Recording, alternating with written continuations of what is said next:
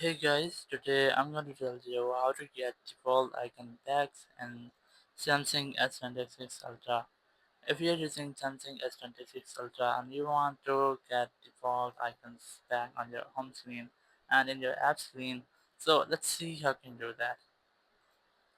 So here you can see that I have changed my icons here. Now I'm going to change these back to default. Now how to simply go to your settings app. Go to settings, just scroll down, look for themes option here, just select themes.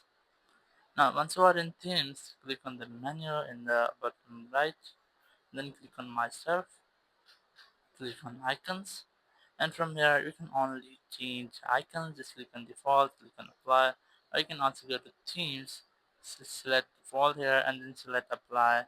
And once you have applied default theme or default icons, your icons will be back.